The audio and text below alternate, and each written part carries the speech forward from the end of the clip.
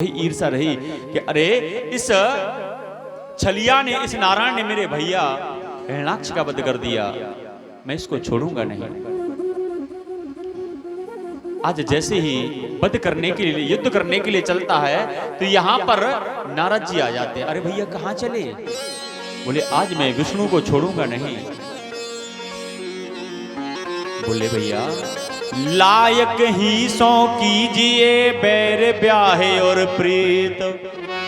बोले तुम्हारा भैया और वाराह का युद्ध हुआ? बोले हाँ। बोले क्यों मारा गया? जानते हो? क्योंकि तुम्हारे भैया के अंदर बल पौरुष कम था और तुम भी लड़ने जाओगे, मर जाओगे। क्यों? क्योंकि नारद जी जानते कि इसके घर में इसकी जो पत्नी है कयाधु, उसकी गर्भ से भगवान के भक्त का जन्म होना है। तो बोले फिर क्या करो? अरे बोले पहले बढ़िया जिम जाओ, जिम ज्वाइन करो तो शरीर बढ़िया बनेगा। तो पहले के समय में जिम कैसी थी? आज के समय की नहीं है। साते पे मंदराम द्रोण्या तपह परम दारुणम। वो मदिराचल की कंदरा में गया तपस्या करने के लिए, और ऐसी तपस्या की कि आज नवमंडल के तारागण टूट टूट के गिरने लगे। 10 सहस्त्र वर्ष व्यतीत हो गए। आज ब्रह्मा जी आए। उत्तिष्ठ तिष्ठ भद्रम ते तपः सिद्धोऽसि कश्यपा। अरे कश्यप नंदन बताओ क्या चाहते हो आप? जैसे ही देखा प्रणाम किया। बोले अगर आप देना चाहते तो मुझे अमर बना दीजिए। बोले भैया जिसने जीवन लिया है उसकी मृत्यु निश्चित है, वो मर नहीं सकता, वो उसको मरना पड़ेगा। तो बोले महाराज मैं अमरत्व का वरदान नहीं दे सकता, और कुछ मांग लो। तो कहने लगा ना अंतर बहे दिवानक्ता मन्यस्माद पिचायुधई। बोले महाराज देना चाहते तो मुझे वरदान दीजिए, ना मैं अंदर मरूं ना बाहर मरूं, ना भूमौ ना मरे मृत्युर ना नरे ना मृगे रपी। ना मुझे कोई जीव जंतु मार सके, ना स्त्री मार सके, ना पुरुष मार सके, ना रात्रि में मरूं ना दिन में मरूं। यहां तक कि ब्रह्मा का बनाया हुआ कोई भी जीव जंतु पुरुष हो मेरा वध ना कर पाए, और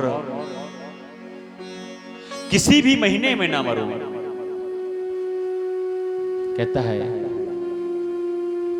अरे देना है तो ऐसा दीजिए जो और किसी को दिया ना हो, जो और किसी को दिया ना हो, जो और किसी को दिया ना हो, जो और किसी को दिया ना हो। मांगूंगा मैं तो बोलूंगा जो और किसी ने लिया ना हो, जो और किसी के लिया ना हो, जो और किसी ने। बोले महाराज बोले ऐसा लूंगा जो आज तक किसी ने नहीं लिया हो। बोले आपने कहा मैं अमर नहीं कर सकता, तो मैं आज अपनी विवेक का, अपनी बुद्धि को प्रयोग करूंगा।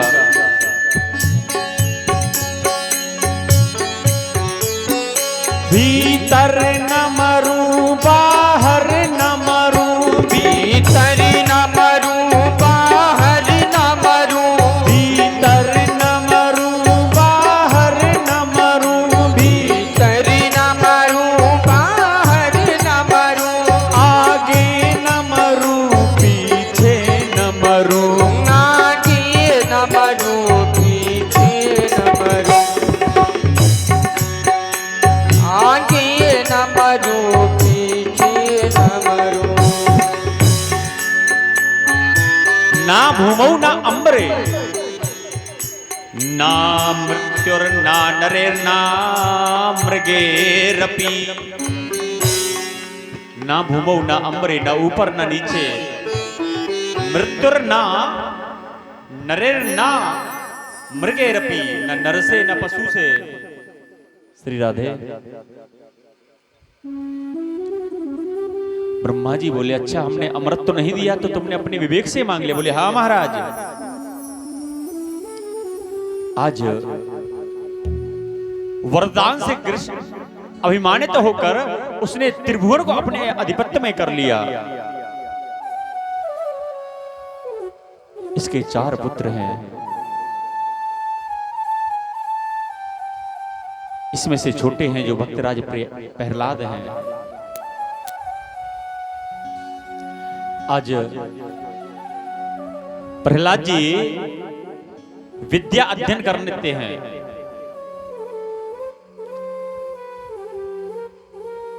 एक दिन की बात है कि प्रहलाद जी है तो वैसे गर्भ ज्ञानी, लेकिन एक दिन ये नगर में भ्रमण कर रहे थे तो देखा कि एक घर से किसी स्त्री की विरह वेदना रुदन क्रदन जैसे ही कानों में पड़ा तो उस घर में जाते हैं। देखा कि कुम्हारन का घर है, आंगन में आवाज जलता है, आवे के सन्मुख खड़ा हुआ एक नारी रूप मचलता है। देखा कि एक स्त्री उस आवे के सन्मुख खड़े होकर रुदन कर रही है। अरे देवी क्या हुआ, क्या कष्ट है? बोले युवराज क्या बताऊं, मेरे पति को ज्ञात नहीं था और उन्होंने इन घड़ों का अवा लगा दिया। लेकिन एक घड़े में कुछ बिल्ली के बच्चे थे, धोखे से वो बिल्ली के बच्चों वाला घड़ा भी घट जो था इस आवे में लग गया। तो लग गया तो क्या हुआ देवी? अरे वो तो अब जब अग्नि में गया तो वो तो भस्म करेगा। तुम वेदना क्यों कर रही हो, रुदन क्यों कर रही हो? बोले महाराज मैं उस परमात्मा को बुला रही हूं। तो बोले अगर वो परमात्मा आएगा तो क्या कर सकता है? बोले महाराज अगर वो परमात्मा चाहे तुम मूकम करो तु वाचालम पंगुम लंघयते गृहम् यत्कृपातम हम वंदे परमानंद माधवम। बोले अगर वो परमात्मा चाहे तो जो वो गूंगे होते वो बोलने लगते हैं। पंगुम लंघयते गृहम्, जो बिना पैर के वो भी पर्वत का लंघन कर सकते हैं। लेकिन कब? यत कृपा, जब परमात्मा की कृपा होती है। अरे देवी तू झूठ बोल रही है, परमात्मा कोई नहीं, परमात्मा तो मेरा पिता है। बोले नहीं युवराज आपके पिता परमात्मा नहीं है। बोले ठीक है देवी, अगर तेरे इस आवेश से वो बिजली के बच्चे बच जाएंगे तो मैं तुझे अपना गुरु बना लूंगा। और तू जानती है अगर नहीं निकले ना तो तेरा क्या होगा? वो बोली हाँ युवराज मैं जानती हूं। मेरे ईश्वर अब सुन ली क्या सारी बातें अपने कानों से, तुम पर विश्वास जमा बैठी, बाजी बदली है प्राणों से। महाराज आज मैंने अपने प्राणों की आहुति लगा दी है आप पर विश्वास करके। यदि मैं हारी तो हारी बस मेरे प्राणों पर ही आएगी। गोविंद अगर मैं हार गई, बिल्ली के बच्चे मर गए तो मेरा कुछ नहीं होगा, मेरे सिर्फ प्राण जाएंगे। यदि मैं हारी तो हारी बस मेरे प्राणों पर ही आएगी, पर प्रभु तुम्हारे भक्तों की टोली लज्जित हो जाएगी। लेकिन प्रभु ये जो तुम्हारे भक्तगण हैं ये कभी आप पर विश्वास नहीं करेंगे। समय हुआ 3 दिवस बाद जैसे आवा निकाला, जैसे आवा निकाला तो देखा प्रहलाद जी ने कि बिल्ली के बच्चे जीवित हो गए। आज उस कुम्हारिन को गुरु बना लिया। उसी दिन से ठाकुर जी का स्तवन करने लगे, गायन करने लगे। एक दिन पिताजी ने पूछा, अरे लाला तूने गुरुकुल में क्या सीखा? बोले पिताजी ने सुन रहा हूं। बोले हाँ बताओ क्या क्या सीखा तुमने? प्रहलाद जी बोले श्रवणम कीर्तनम विष्णु स्मरणम पादसेवनम अर्चनम वंदनम दास्यम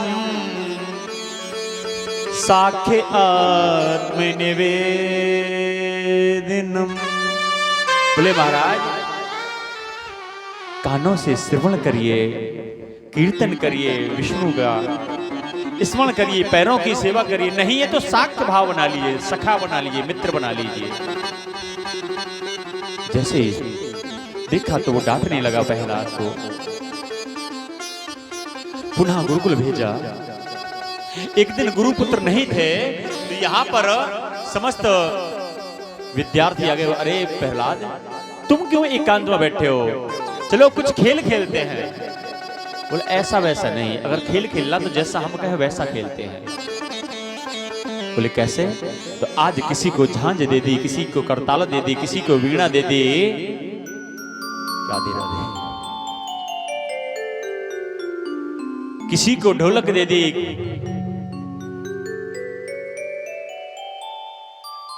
और किसी को पैड दे दिया, किसी को आर्गन दे दिया।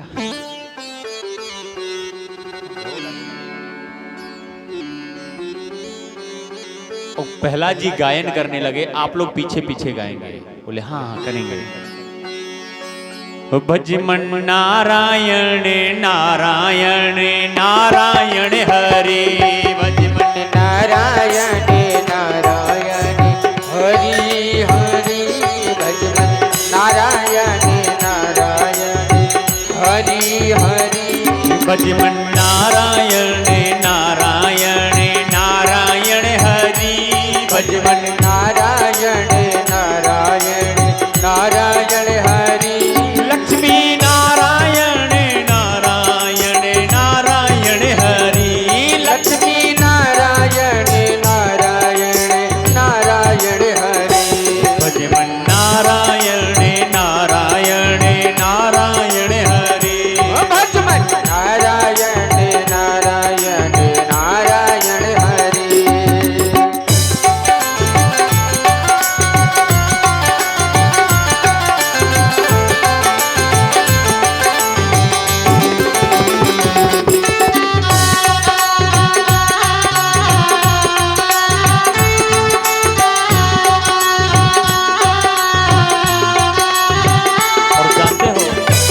जैसे इस ध्वनि की आवाज गुरुपुत्र चंड और मर्क को पहुंची, दौड़ते हुए आए विद्यालय में। देखा कि समस्त विद्यार्थी झूम झूम के गा रहे हैं। और जैसे गायन को देखा तो डर गए और डर के दौड़ के जाके प्रहलाद को स्पर्श कर लिया। और जैसे ही स्पर्श किया तो करंट लगा। आए थे डांटने के लिए, करते क्या है?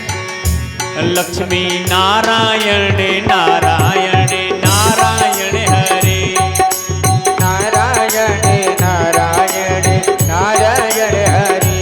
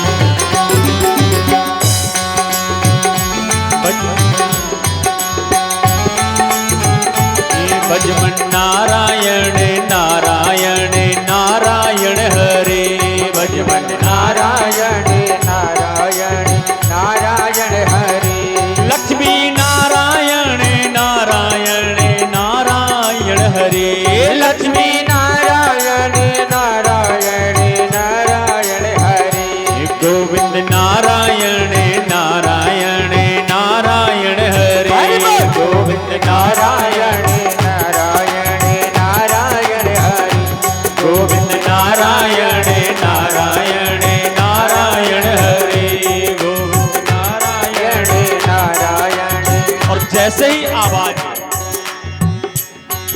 कहां पहुंची? राज्यसभा में। हिरण्याकश्यप के कानों में पड़ी, अरे मेरे दुश्मन का नाम कौन ले रहा? तो दौड़ता हुआ आया, देखा कि गुरुकुल में सब लोग झूम झूम के गा रहे हैं। तो आज हिरण्याकश्यप ने किसी को स्पर्श नहीं किया, जानता था भैया करंट दौड़ रहा है, इस सभा में करंट दौड़ रहा है, जो इस डोरी को छुएगा, टच करेगा, उसको भी करंट लगेगा। तो आज उसने स्पर्श नहीं किया। अब तो जोर से बोला, अरे रुक जाओ, ये क्या कर रहे हो? तो जैसे विघ्न पड़ा, सब शांत हो गए, तारतम्य टूट गया। बोले महाराज, हमने नहीं, ये प्रहलाद ने किया है। आज प्रहलाद को पकड़कर नाना प्रकार की अनेकानेक यातनाएं दी गई। गिर से गिरायो प्रहलाद को प्रमादियों ने, पर्वत से गिरा दिया। और जैसे ही पहाड़ से गिराया तो सेज सी बना राखी दयानाथ निज हाथों की, ठाकुर ने अपने हाथों में ले लिया। देवी की दया की है, भीख मांगती थी कंस से, तो कृष्ण ने सजा राखी गोद श्री देवी की। मान की न चिंता, अपमान की न चिंता उन्हें, चिंता है भक्त के आंसू और आह की। क्योंकि परमात्मा सब कुछ सहन कर सकता है, लेकिन अपने भक्त के आंसुओं को देख नहीं सकता। नाना प्रकार की यातनाएं दी गई, लेकिन प्रहलाद जी को हर बार ठाकुर जी ने बचा लिया। क्यों? मारने वाला है भगवान, बचाने वाला है भगवान, बाल न बांका हो सके जिसका रक्षक कृपा निधान। बोले आज जब हिरण्याकश्यप दुखित हो गया, इसी समय इसकी बहन आ गई।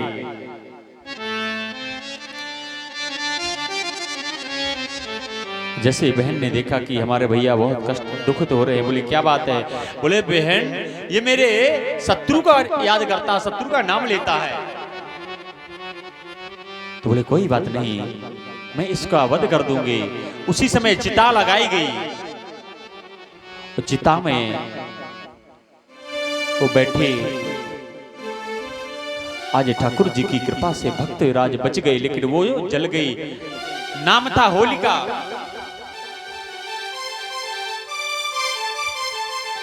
जब देखा कि बहन भी जल गई, तो आज उसको बहुत क्रोध आया। बुलाया प्रहलाद को, अरे लाला, अरे दुष्ट, तू कहता कि नारायण है, बोल कहां है वो? बोला गर्ज कर असुर प्रहलाद सो, मानेगा नहीं तू, नाम यही गाएगा। कितनी बार तुझे समझाया, तू नहीं मानता है, यही नाम गाता है। देख तेरा राम मेरी कठिन तलवार से, आकर के तुझको आज कैसे बचाएगा? बोल तेरा राम तुझे बचा सकता मेरे खड्ग से? कौन है, कैसा है, कहां है वो तेरा राम? यदि आज उसको तू सामने न लाएगा, तो मंजुल प्रचंड दंड तेरे अंग खंड खंड करके आज तू यमलोक को सिधाएगा। अगर आज तेरा राम नहीं आएगा तो मृत्यु के लिए तू तैयार हो जा। बोले पिताश्री, वो तो कण कण में व्याप्त है। बोले कण कण में व्याप्त है तो मुझे दिखता क्यों नहीं? तू कहता है कण कण में व्याप्त है, तो क्या इस खंबे में भी व्याप्त है? बोले हाँ पिताश्री। क्वासो यदि व सर्वत्र कस्मात् स्तंभे न दृश्यते। अरे वो सर्वत्र व्याप्त है, क्वासौ यदि व सर्वत्र तो कस्मात् स्तंभे न दृश्यते, इस स्तंभ में मुझे दर्शन क्यों नहीं हो रहा है। उसी समय अपनी तलवार को लिया, जैसे खड्ग का प्रहार किया तो सत्यम विधातुम निज वृत्ति भाषितम व्याप्तिम च भूते सुखिला सुचात्मना। आज भक्त के वचन की लाज रखने के लिए वो परमात्मा खंबे से प्रकट हो जाता है। गगड़ गड़गड़ानो खंब फाटो चरचरानो, निकसो नर नाहर को रूप अति भयानो है। गगड़ गड़गड़ावे दसन जीव लब लपावे, चितवत सरोज मानो अंग जात खानो है। चितवत सरोज जात अंग जात खानो है। बोले नरसिंह भगवान की जय हो। अद्भुत रूप प्रकट हुआ। स्तंभे सभायाम न मृगम न मानुषम, न मृग है न मनुष्य है, न शेर है न पुरुष है।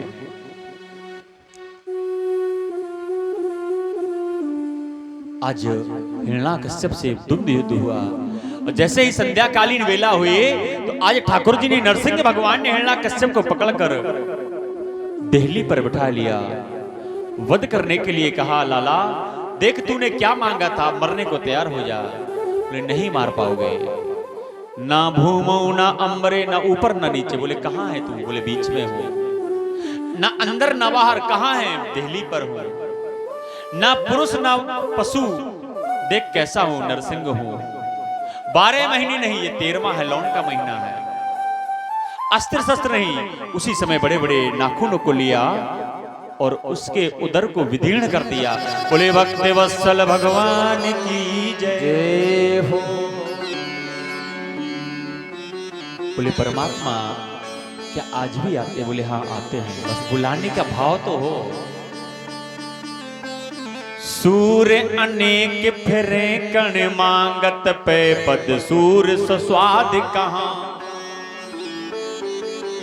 पुनिताल मजीर बजाती फिरे मीरा, मतवारी सी चाहे कहां। सिया राम कथा कितनों ने लिखी, पर तुलसी जैसी मर्याद कहां। नरसिंह बसे प्रतिखंबन में, पर काड़न को पहलाद कहां। पर काड़न को पहलाद कहां, पर काड़न को पहलाद कहां। नरसिंह बसे प्रतिखंबन में, पर काड़न को पहलाद कहां। पर काड़न को पहलाद कहां, पर काड़न को पहलाद कहां।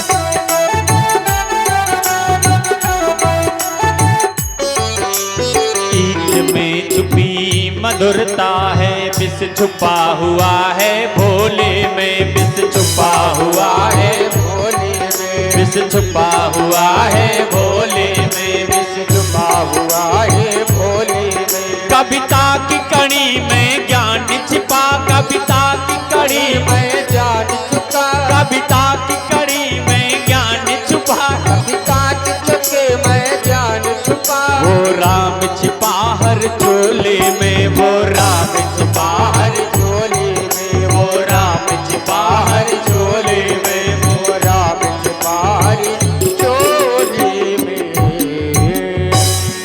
सिया राम कथा कितनों ने लिखी, पर तुलसी जैसी मर्याद कहां। नरसिंह बसे प्रतिखंबन में, पर काढ़न को पहलाद कहां। तो भैया आज भी परमात्मा प्रकट होते हैं, लेकिन उसके लिए प्रहलाद जैसा विश्वास तो हो, भाव तो हो। जैसे गन्ने में मधुरता रहती है, मिठास रहता है, ईख में छुपी मधुरता है, भोलेनाथ के कंठ में विष है, कविता की कड़ियों में ज्ञान होता है, उसी तरह परमात्मा हर जीव में है। ईश्वर अंश जीव अविनाशी। आज हिरण्याकश्यप का वध करके आज नरसिंह भगवान बहुत क्रोधित हुए, तो आज भक्त वत्सल प्रहलाद ने आकर नरसिंह भगवान के क्रोध को शांत किया। भगवान बोले मांगो क्या चाहते हो? बोले प्रभु मैं चाहता हूं कि मेरे पिता को पर आप कृपा करें। त्रिसप्त भी पिता पूता पितृ भी सहते नगा। बोले भैया जिस वंश में एक भक्त होता है उसकी 21 पीढ़ियां तर जाती हैं। कैसे? त्रिसप्त भी 7 का 3 में गुणा करो, कितना हो गया? 7 21। त्रिसप्त भी पिता पूता पितृ भी सहते नगा। बोले 3 मामा पक्ष की पीढ़ियां, 3 ननिहाल की पक्षियां, 3 पिताजी की पक्ष की पीढ़ियां जो होती हैं, ऐसी 21 पीढ़ियां तर जाती है जहां पर एक भक्त होता है। बोली भक्त वत्सल भगवान की जय हो।